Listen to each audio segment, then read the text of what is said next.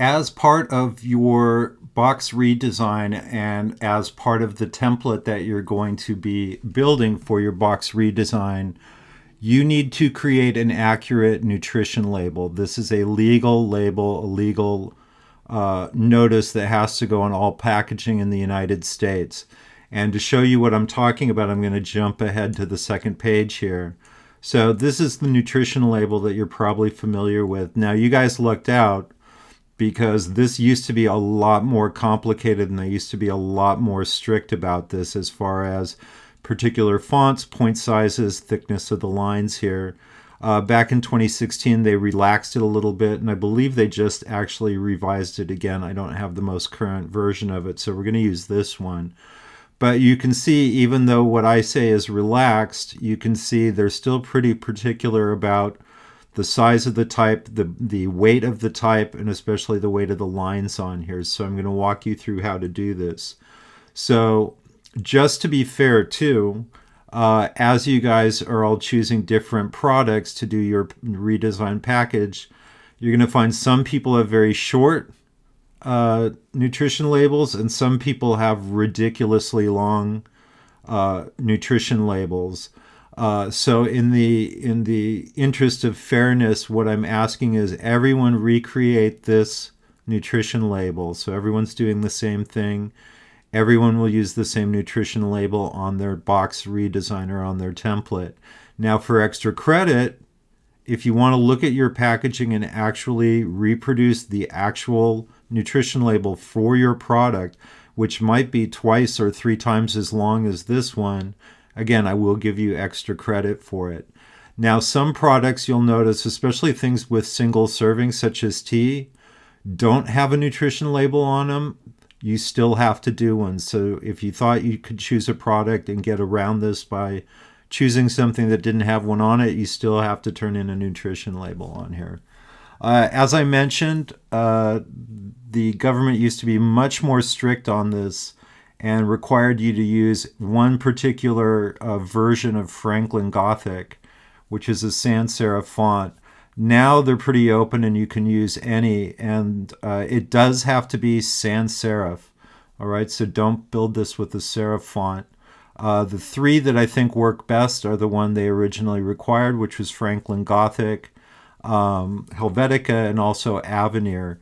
If you don't have those fonts activated in your Adobe software, in any of the software, Illustrator or InDesign, you can go in the Type Character panel. You'll see a tab that says Find Fonts, and you should be able to find all 3 of those fonts and activate them from the cloud, and you should be able to use it.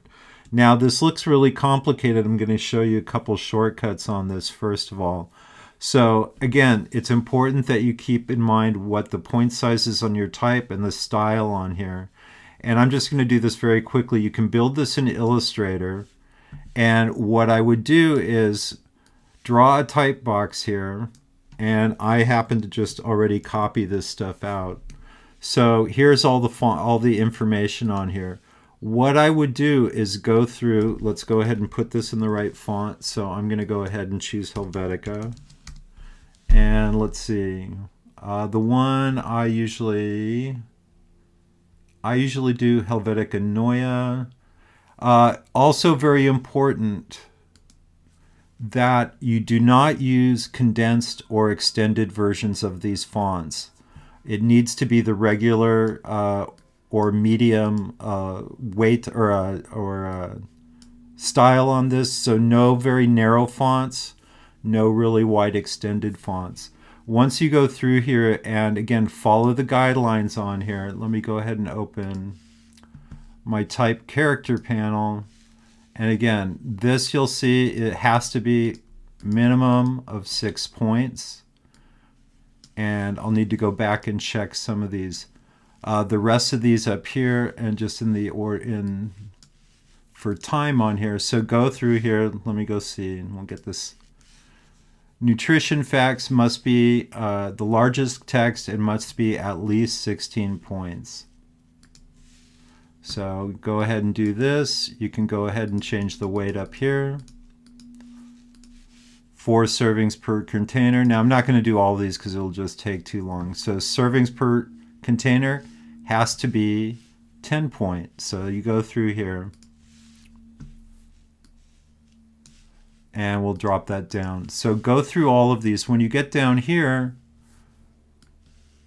and I believe most of these are 8 point if I'm not mistaken, what you can do is go and adjust the leading. You want enough space in here, and you'll probably want more space here too.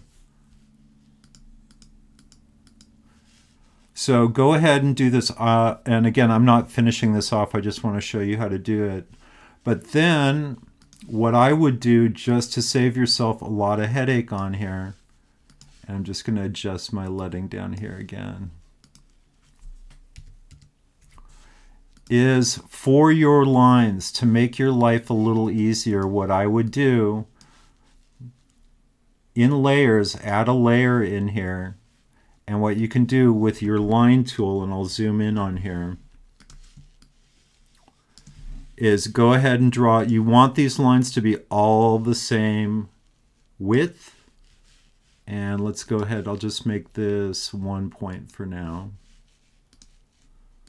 So whatever width you need this to be, maybe it's a little shorter in here. But to make sure everything is uniform, what I would do is click on your line, hold the Option key down to copy it, and also hold the Shift key down. And then what you can do is very quickly get these lines in here, and I'll show you another trick as well. You can also, I'm going to lock my type here. I'm going to grab 4 at once, hold the Option key down to copy, hold the Shift key down to keep them in position. I could even do that with all 8 lines here. And I'm just kind of eyeballing them between everything. Here's a great tool to keep open as well. So let me close this off. Under the window drop-down menu, come over here and do align, and you'll get this alignment tool. It will probably show up like this. Let me hide the options. So it won't have any different options than you would see up here in the control panel if I selected these. So here's all the alignment tools here. Here's all the alignment tools here. The reason I'm having you open the alignment panel here is if you come to the hamburger menu here and do show options, here's where you have distribute spacing. And why this is really great is I can go down here and select all these lines. And if I come down here, I can make sure they're absolutely equally spaced. So just by clicking on that once, you can do that. So this looks really really complicated, but it's really not. Now you may have to, again, follow the assignment sheet here. Some of these lines might go pretty thick. I don't have it open right now. But again, make sure you are following all the guidelines on here as far as the size of everything. You might have to adjust things. You might have to move things around a little bit. I think one of the things I did here, let me lock my lines and go back here. I notice amount per serving. Let's see what the guide looks like here. Amount per serving calories. Okay, so you can see the different type in there. So I'm going to go ahead and cut that out. This goes smaller. Let's see what it was. At least 6 point. So we'll take this down to 6. Now you can see I'm crashing into my line. Maybe I add some more leading on there. This has to go larger. And I cut the calories out, and now I'm just going to paste them over here. And let's see what it says as far as the size here. Calories has to be at least 22 points. So really make sure you are following through all the guidelines here. And as you do that, obviously, that's going to complicate things here. You'll also notice there are very specific directions here as flush, what is flush left, what is indented, how much it's indented, what is flush right. So make sure you are doing all of those things to make everything line up exactly. All right, once you're done with the nutrition label, You're going to want to go ahead and save it as a PDF. Now you'll see here when I changed the leading up here, it made all my lines move around. So I'll lock the type, grab the lines, and now I can just use the arrows on the keyboard and drop them down. So it's going to be a lot of massaging to get all the information in here, but that at least should save you some time as far as getting all the lines and the type in here quickly.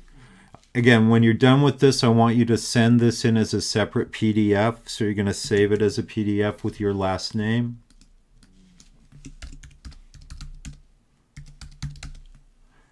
I can't even spell my last name. There you go. All right. This is assignment 4, but this is 4D. It's part of the template. So go ahead and do that. Make sure you have saved it in the PDF format. Hit save. This should upload to Canvas pretty easily, or you can send it in through Gmail. It should be a pretty small file.